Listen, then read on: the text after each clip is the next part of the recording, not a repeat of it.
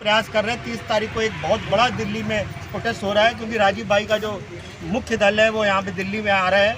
और 30 तारीख को प्रेस जो मीटिंग है, जो सच्चे पत्रकार है, जो सच की आवाज़ करे, वो सब इकट्ठा होंगे और 1-1.5 हज़ार पूरे हिंदुस्तान में खड़े होकर के सच की आवाज़ को जनता तक पहुँचाएंगे।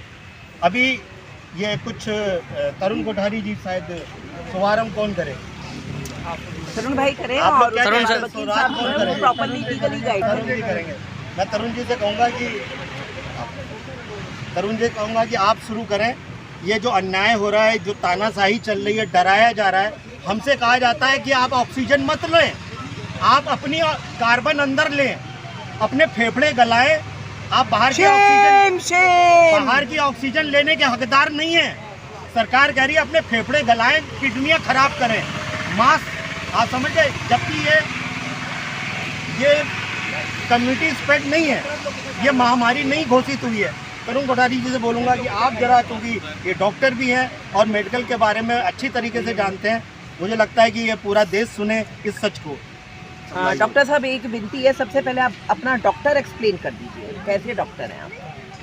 मैं डॉक्टर तरुण कोठारी, मैं MBBS MD हूँ और दिल्ली में मेरा क्लिनिक है, पीरागढ़ी के पास मेरा क्लिनिक है। पिछले 12-13 साल से वहीं हूँ।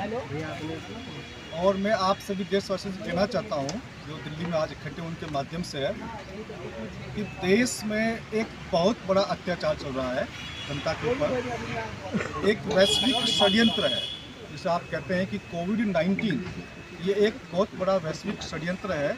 उसी षड्यंत्र के अंतर्गत हमारी देश की तमाम सरकारें, चाहे वो राज्य की सरकार हो चाहे केंद्र की सरकार हो, वो इस षड्यंत्र में शामिल है। और शामिल होकर के देश की जनता पर जो अत्याचार कर रही है, उसका विरोध करने के लिए आज हम केजरीवाल साहब से मिलने के लिए यहाँ पर आए हैं।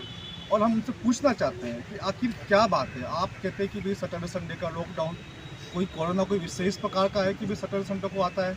आप कहते हैं जी नाइट कर्फ्यू, फिर नाइट कर्फ्यू से क्या होगा? अगर आप कहते हैं जी पब्लिक गैदरिंग की वजह से हो रहा है, तो पब्लिक गैदरिंग तो दिन ज़्यादा होती है। तो ये तमाम चीज़ें हैं जो इस प्रकार का संकेत है अपना, हमें बताते हैं कि ये कोई महामारी नहीं है। और जो भी चीज़ें आपको बताई जा रही है कि आपको ऐसा करना है, वैसा करना है, ये सिर्फ प्रोपेगेंडा है आपको अधिक से अधिक डराने के लिए। मास्क इसके लिए नहीं है कि आपको मास्क पहनने से कुछ फ़ायदा होगा, ये बताने के लिए कि जनता में दहशत फैलाने के लिए कि एक बहुत बड़ी बीमारी चल रही है और सरकारें बहुत काम कर रही है, बहुत मेहनत कर रही है इसको रोकने के लिए। वस्तु स्थिति ऐसा कुछ नहीं है। सरकारें इस षड्यंत्र में शामिल हो करके जनता का अधिक से अधिक शोषण कर रही है, जनता के ऊपर अधिक से अधिक अत्याचार कर रही है और इस प्रकार से देश की जनता को गरीब बना करके, अभी हमने सुना है कि प्रधानमंत्री जी कह रहे थे कि 80 करोड़ लोगों को फ्री में खाना दिया जा रहा है। कुल मिलाकर के आपने 5 किलो राशन, हाँ फ्री में राशन, इसका मतलब सरकार ये मान रही है कि 80 करोड़ लोग गरीब हो गए।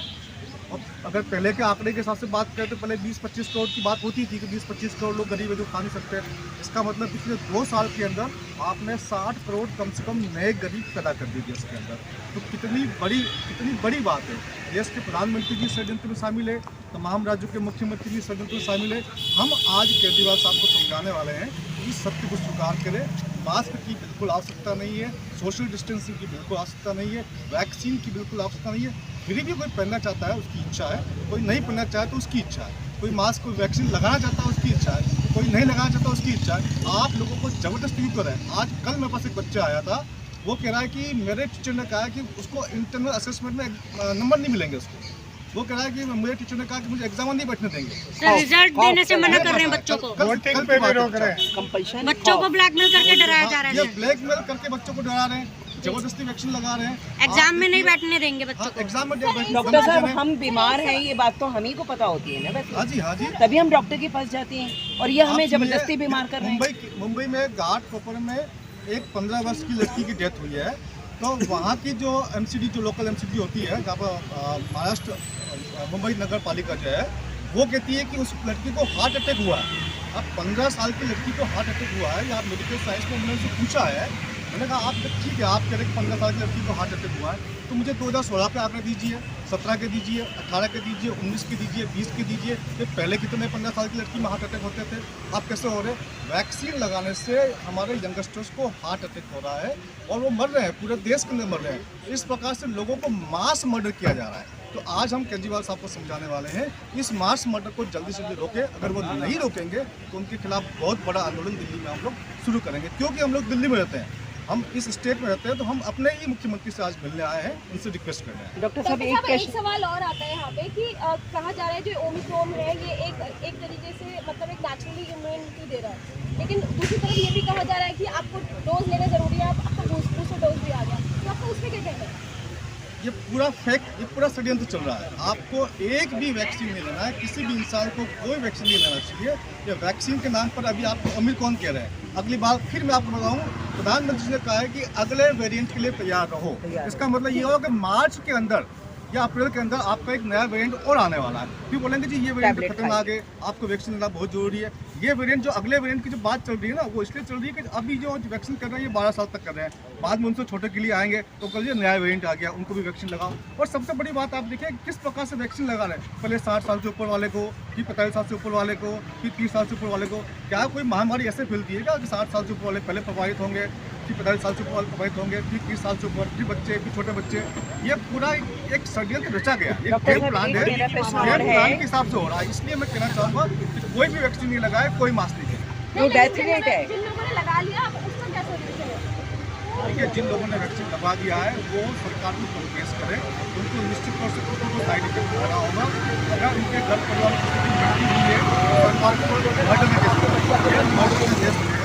खासतौर से सीएम जो है वो जेल जाएंगे अपने सीट पर। वकील साहब एक सवाल आपसे है कि ये डॉक्टर साहब ने कहा आदेशी को केस करें, तो क्या क्या केस और किस किस बेसिस पे केस कर सकते हैं? देखिए, इसके अंदर तो 302, 307 तक की हत्या का मुकदमा दर्ज हो सकता है। इसके अंदर अगर आप पे कोई दबाव दे कि आपको वैक्सीन मास्क या फिर RT-PCR टेस्ट के लिए अगर आपको गाइड करता है, तो RT-PCR टेस्ट को लेकर मैं आपको बताना चाहूँगा, आपने मिस्र की सभ्यता के बारे में सुना होगा।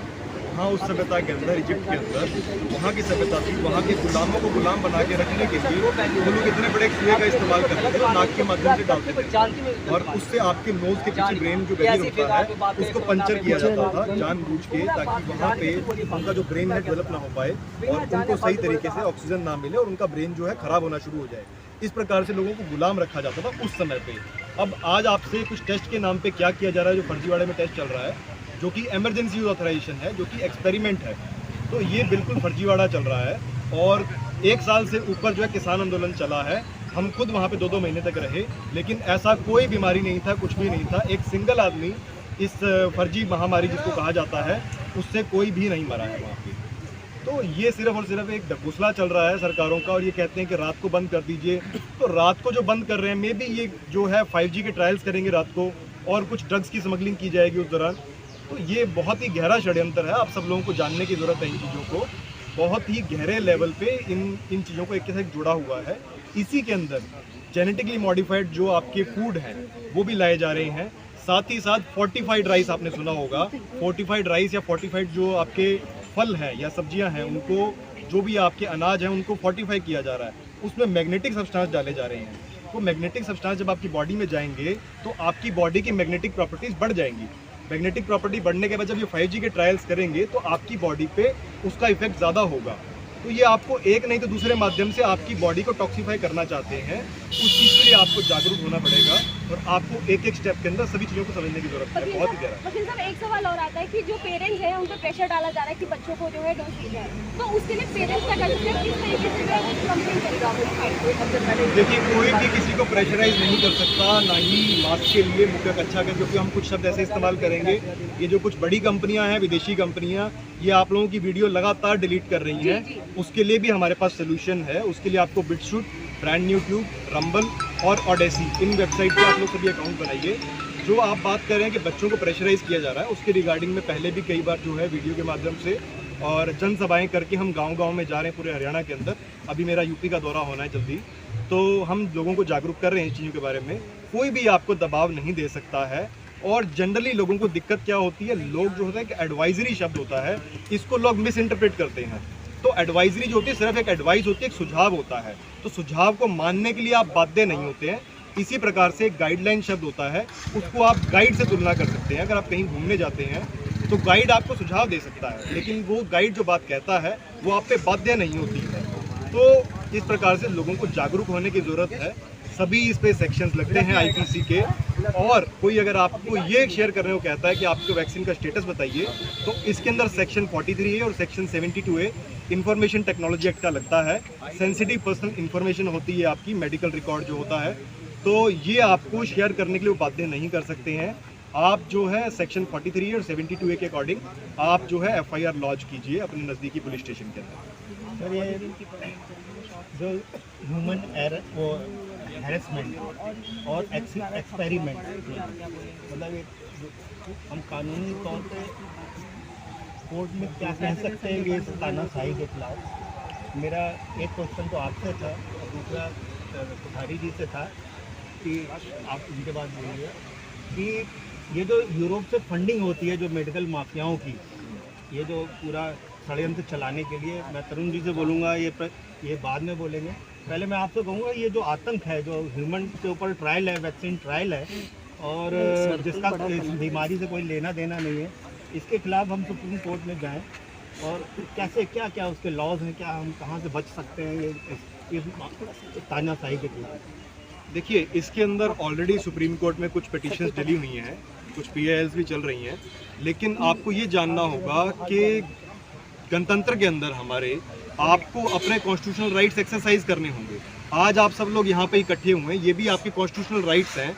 आप जो है इकट्ठे होकर प्रोटेस्ट कर सकते हैं। कोई चीज़ अगर तानाशाही चल रही है, सरकारें अगर कुछ गलत कर रही हैं, तो उन तक सही संदेश पहुँचाने का तरीका होता है आप सब लोग संगठित होइए।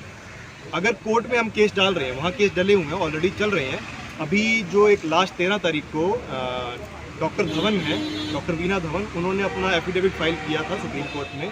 उसके अंदर भी उन्होंने ये बात मानी है वैक्सीनेशन जो है वॉलंटरी है और इसके लिए किसी को प्रेशराइज नहीं किया जा रहा है। जबकि आप देख रहे हैं कि स्टेट लेवल पे क्या हो रहा है, ये सब जगह पे आपको दबाव दिया जा रहा है, या आपको कहा जा रहा है कि आपका राशन रुक जाएगा, या आपको स्कूल में नहीं आने दिया जाएगा।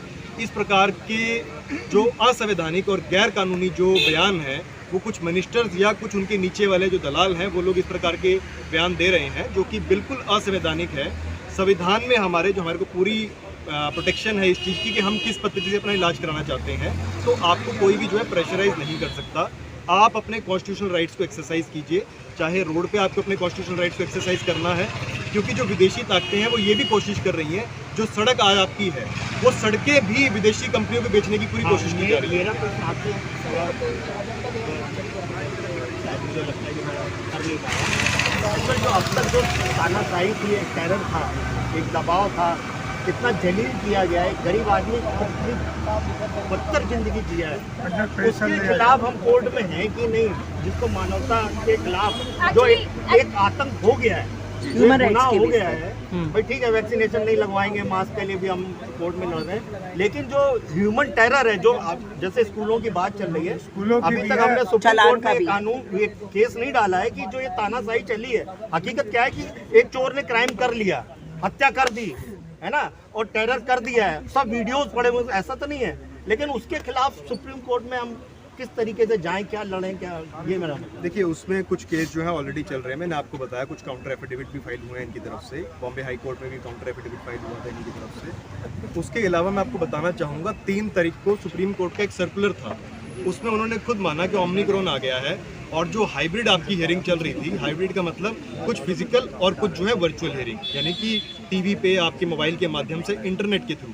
अभी उन्होंने कहा 2 हफ्ते के लिए हम जो है इसको हाइब्रिड को भी खत्म कर रहे हैं, और खत्म करके जो है हम इसको वर्चुअल पे लेके जा रहे हैं। जब ऑलरेडी वो ये माइंड मेकअप कर चुके हैं, रजिस्ट्रार की तरफ से इस तरह के बयान आ रहे हैं, इस प्रकार के सर्कुलर्स आ रहे हैं, ऐसे ही same circulars Punjab and Haryana high court से आ रहे हैं, और उसी को देखते हुए नीचे डिस्ट्रिक्ट कोर्ट्स भी यही चीज़ इंप्लीमेंट कर रही हैं। तो उन्होंने तो अपना माइंड मेकअप किया हुआ है।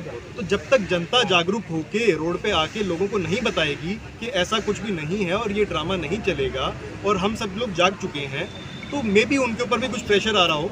तो ऐसे कुछ इंसिडेंसेस हुए हैं, डॉक्टर जो जस्टिस लोया थे उनके साथ क्या हुआ, और जो जस्टिस गोगोई थे उनके साथ क्या हुआ, तो कुछ एग्जाम्पल सेट किए गए हैं उनके लिए। तो इस कारण से वो प्रेशर में है। हमारे पुलिस ऑफिसर्स जो हैं वो भी प्रेशर में फील करते हैं अपने आप को। इनको कोई रिटर्न ऑर्डर नहीं आ रहा, फिर भी इनको वर्बल ऑर्डर्स कह दिए जाते हैं कि आप जो है इस मुंह के कच्चे का चालान काटिए, या इनको कह दिया जाता है कि आप लोगों को टाइट करना शुरू कीजिए वैक्सीन के नाम पे। तो इस प्रकार से डराना धमकाना चल रहा है। ये बेचारे खुद नहीं चाहते, इनके खुद के बच्चे बेचारे शिकार हो रहे हैं। ये मेरे पास रात दिन फोन आ रहे हैं, कभी असम से, कभी चेन्नई से, कभी आपके छत्तीसगढ़ से, कभी गुजरात से। मेरे पास बार बार ऑफिसर्स के फोन आ रहे हैं, भयानक साइड इफेक्ट, जो कह रहे हैं हमें साइड इफेक्ट्स हो रहे हैं, जो कह रहे हैं हमारे बच्चों को तंग किया जा रहा है, हम क्या करें। तो मैं कहना चाहूँगा स्कूल वालों से डरना बंद कर दो। ये स्कूल वाले आप ही से फीस लेके और आप ही को डरा रहे हैं। ऐसे कोई ऑर्डर नहीं है, ये सिर्फ और सिर्फ जो एडवाइजरी हैं ये आपको एनकरेज करने की बात करते हैं। एनकरेज आपने करना आप कीजिए, किसी को टीका लगवाना है लगवाए, एनकरेज कीजिए आप, लेकिन टीके के लिए दबाव देना या उसको प्रेशराइज करके उसको ये कहना कि ये नहीं लगवाएगा तो आपके अधिकार जो है छिन जाएंगे, ये जो है सरासर गैर कानूनी हो रहा है। तो इसके खिलाफ आप लोग जो है आवाज़ बुलंद कीजिए। आज भी हमारे साथ हजारों संगठन हमारे लोग जुड़े हुए हैं यहाँ पे, तो वो देख रहे हैं और समझ रहे हैं इन सब बातों को। सर आप जल्द से जल्द एक मेरा सवाल, जनता की तरफ से मैं एक बात कहना चाहता हूँ, जनता की अभी ये जो विदेशों से जो मेडिकल माफिया ने जो फंडिंग की है सरकारों पॉलिटिशियन पार्टीज को, ये सबसे बड़ी घिनौनी बात है, बहुत शर्म की बात है कि सरकार हमारे एडमिनिस्ट्रेशन विदेशी शक्तियों के आगे बिक जाए। तो मैं राजीव दीक्षित जी के चैनल से मैं तुरंत कानून प्रधानी जी से बोलूंगा कि जोरदार जवाब चाहिए कि ये जो बिक जाता हमारा समझ लिखा है कि ये फोर व्हीलर है, अकेला बंदा शीशा बंद करके चला रहा है। मेरे साथ में कई लोग एग्री करते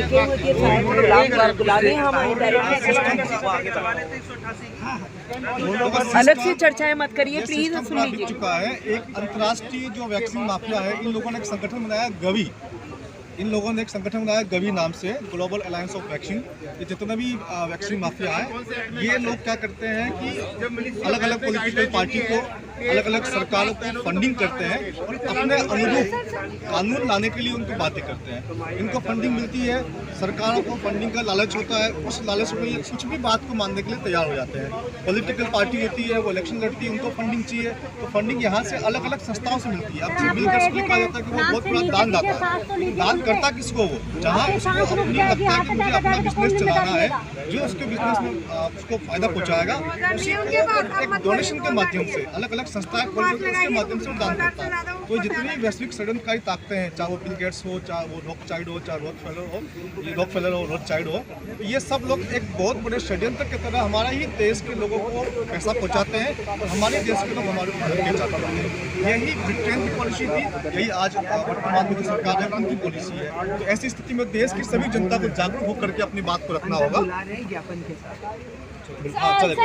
सर एक सवाल तरुण जी, आपको एक संज्ञान में आपको डाल दूं कि अरविंद केजरीवाल को भी जब मूवमेंट कर रहे थे तो उसके पीछे विदेशी शक्तियां थीं। मैंने खुलासे किए थे, फोर फाउंडेशन रॉकफेलर ने इनको फंडिंग की थी, सुप्रीम कोर्ट में केस भी गया था। तो इन्होंने कहा था सभी पार्टियों के खातों की जांच करा लो, तो सभी पार्टियों ने मिल करके एक वो बिना पार्लियामेंट में डिस्कशन किए एक कानून बना दिया कि हम अपने फंड की जांच नहीं करेंगे। तो अब आप सोचिए कि वो जो मेडिकल माफियाओं का धन कहाँ गया हो। बस गवर्नमेंट को पहले ही पता था कि कल को इनके फंडिंग की जांच की बात आएगी कि जांच करो, उसके पहले ही कानून बना दिया। कोई भी आदमी पॉलिटिकल पार्टी में कुछ भी फंड दे सकता है और कोई भी आदमी उसकी इंक्वायरी नहीं कर सकता, पूछ नहीं सकता कि फंड कहाँ से आया, क्यों आया। तो निश्चित तौर से ऐसी बात संभव है। हो सकता है केजरीवाल जी भी उसी संगठन से मिले हो, लेकिन बड़ी अच्छी बात है कि उन्होंने बुलाया। हाँ, तो जी सर, एक सवाल आपसे है कि आप गुजरात में हैं, तो आप ये बताएं कि आपकी एज कितनी है? मेरी 67। तो सर अभी 67 की आपकी एज हो गई, इससे पहले आपने कभी ऐसा एक्सपीरियंस किया था कि इस तरीके से जो पूरा लॉकडाउन लग जाए, लोगों को घरों के अंदर बांध दिया जाए? कभी ऐसी कल्पना भी नहीं की थी कि ऐसा हो सकता तो है। आपको ये किस तरीके से लेते हो, ये जो लोगों को बांध दिया गया, लोगों को अपने रिश्तेदारों से बीमारी के वक्त में नहीं मिलने दिया गया? कहा जाता है जब बंदा आखिरी सांस ले रहा हो तो उसको अपने सब लोगों से मिलने दिया जाता है, लेकिन यहाँ पर कुछ उल्टा ही हुआ कि जो अपने लोग थे उन्होंने ही सब कुछ छोड़ दिया। तो आप उस पर क्या कहेंगे? ये कोई वैक्सीन या कोई ये वायरस की कोई बात भी नहीं है। ये मैं कह सकता हूँ, यहाँ मैंने लिखा है कि no corona I am the flu.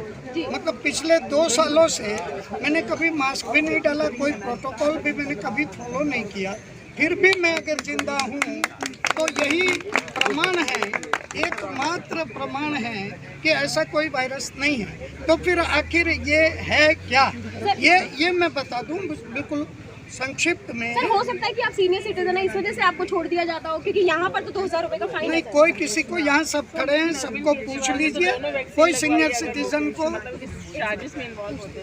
नहीं, कोई सीनियर सिटीजन को नहीं छोड़ता, बार बार नहीं छोड़ता। हम लोगों ने टीवी पर देखा है कि सीनियर सिटीजन को डंडों से पीटा गया है, तो कोई सीनियर सिटीजन को छोड़ देता है, ये बात गलत है। मैं एक बात ये बता देना चाहता हूँ कि आखिर यह है क्या, ये ह्यूमन इवोल्यूशन के अंदर, मानव उत्क्रांति के अंदर, ये एटॉमिक वॉर के बाद जो फर्स्ट वर्ल्ड वॉर और सेकेंड वर्ल्ड वॉर, उससे आगे बढ़ कर के ये बिल्कुल हमारे डर के द्वारा ही ये सारा का सारा हो रहा है। कुछ भी नहीं है सिवा हमारे डर के, कोई वायरस नहीं है सिवा हमारे डर के। और ये जो है, ये न्यू वर्ल्ड ऑर्डर, इल्यूमिनाटी, ये 2030 का एजेंडा वगैरह, ये सारी बातें जो हैं, अब ये पावर सेंटर जो है, ये यहाँ से आगे जा कर के कहीं शिफ्ट होने जा रहा है, ये मामला। जो नेता है, नेता को सब आप कहते हो कि इन सबको सब पता है कि ये सब, तो क्या इन लोगों ने वैक्सीन लिया है या नहीं लिया, कुछ आप बता पाएंगे?